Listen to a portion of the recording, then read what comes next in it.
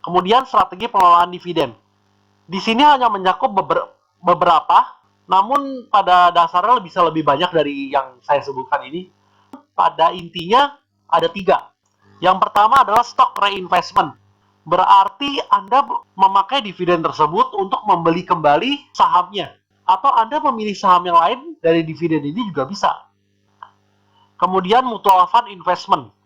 Anda dapat menginvestasikan hasil dividen Anda kepada reksadana. Dalam hal ini yang recommended adalah pasar uang, karena returnnya kurang lebih setara sama deposito dan hampir pasti menghasilkan return. Meskipun returnnya lebih rendah dibandingkan obligasi ataupun saham, serta risk yang lebih kecil. Kemudian, jika Anda mungkin lebih tertarik dengan aset-aset yang kelihatan, seperti properti atau emas, Anda juga dipersilakan untuk investasi di aset-aset tersebut. Atau mungkin Anda memilih aset lain, misalkan obligasi. Anda juga dapat melakukannya gitu loh. Jadi strategi yang namanya strategi investasi itu sangat-sangat fleksibel. Itu tergantung dari preferensi Anda dalam menentukan strategi berinvestasi. Strategi lainnya dapat mencakup sebagai berikut, yaitu Anda dapat memantau setiap kegiatan perusahaan dengan membaca berita, terutama koran-koran keuangan atau media-media yang berhubungan dengan finance, untuk mengetahui update perusahaan tersebut. Atau Anda dapat membaca laporan keuangan jika Anda sudah mahir dalam membaca laporan keuangan. Dari laporan keuangan, Anda bisa mengetahui bahwa perusahaan ini tumbuh atau tidak. Apakah perusahaan dapat menghasilkan laba atau tidak? Bagaimana keadaan atau kesehatan perusahaan tersebut? Mengenai laporan keuangan akan saya bahas di video-video berikutnya. Strategi lainnya yang lebih beresiko adalah switching. Dalam switching ini Anda harus hati-hati, karena definisi dari switching itu adalah Anda menjual saham Anda dan menggantinya dengan saham lain yang menurut Anda lebih prospektif. Switching dapat dilakukan dengan 2 cara. Yang pertama, secara berkala. Jadi, Anda jual saham Anda sedikit, kemudian Anda beli saham lain tersebut sedikit demi sedikit. Jual sedikit, beli sedikit, jual sedikit, beli sedikit gitu. Kemudian dapat juga dengan cara all in. Berarti Anda jual seluruhnya, kemudian Anda beli saham lain tersebut yang menurut Anda lebih prospektif. Namun, dalam hal membeli saham, itu tetap disarankan secara berkala atau sedikit demi sedikit.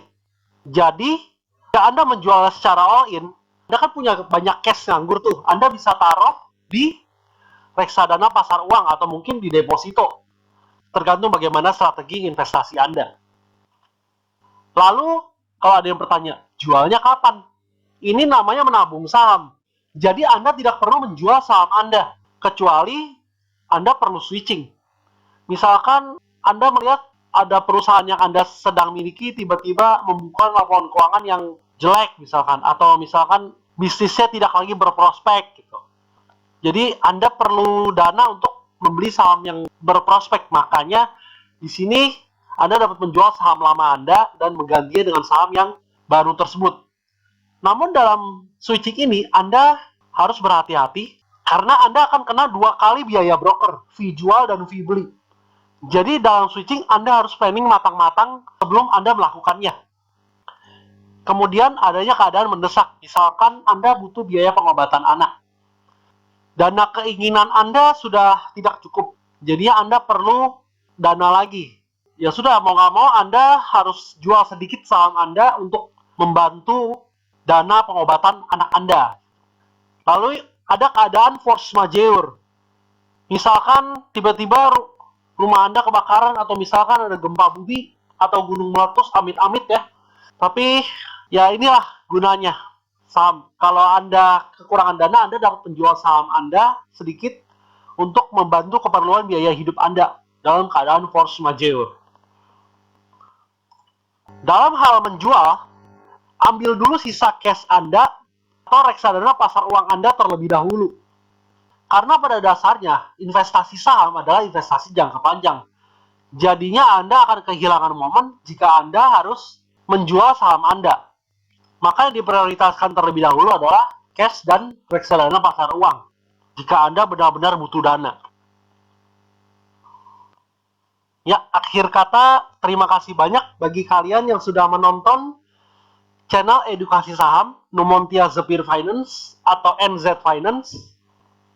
Terima kasih banyak atas dukungan-dukungan yang telah Anda berikan kepada saya.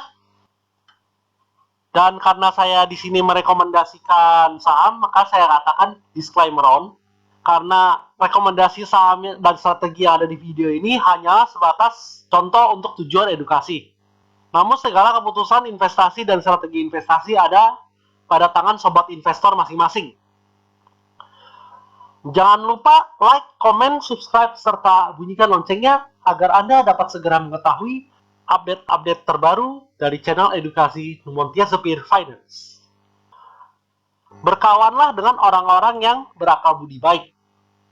Berinvestasilah di perusahaan-perusahaan yang memiliki reputasi baik. Salam investasi dan salam cuan.